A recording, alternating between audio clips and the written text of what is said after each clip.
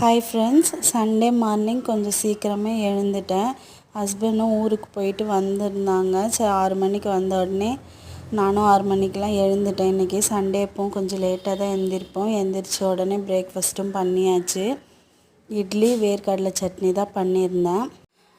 வேர்க்கடலை சட்னிக்கு ஒரு 5 பல் பூண்டு, காரத்துக்கு ஏற்ற மாதிரி காஞ்ச மிளகாய் எடுத்துக்கணும். அப்புறம் வறுத்த வேர்க்கடலையே சேர்த்துக்கணும். நான் வந்து எப்பவும் தோலோடு தான் சேர்ப்பேன்.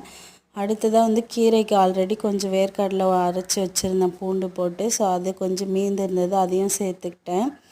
கொஞ்சம் புளி, கல்லுப்பு சேர்த்து தண்ணி விட்டு கொஞ்சம் ரொம்ப நைஸாக அரைக்காமல் கொரகொரப்பாக அரைச்சி எடுத்தால் வேர்க்கடலை சட்னி ரெடி ஆகிடுச்சு.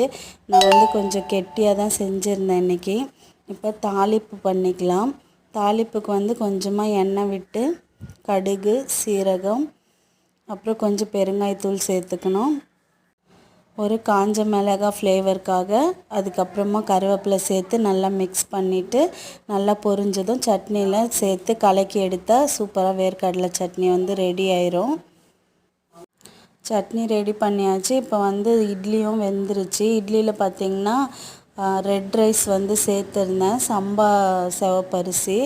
இது ஸ்கூலுக்கு வாரத்தில் ஒரு நாள் நியூட்ரிஷன் டேன்னு சொல்லிவிட்டு இந்த ரைஸ் கொடுத்து அனுப்பணும். ஸோ அது வீட்டில் இருந்தது, சரி சேர்த்து செய்யலான்னு செஞ்சேன். இட்லியுமே நல்லா சூப்பராக சாஃப்டாக தான் வந்திருந்தது. சட்னியும் சூப்பராக இருந்துச்சு. ட்ரை பண்ணி பாருங்கள். இந்த மாதிரி கடலை சட்னி சூப்பராக இருக்கும்.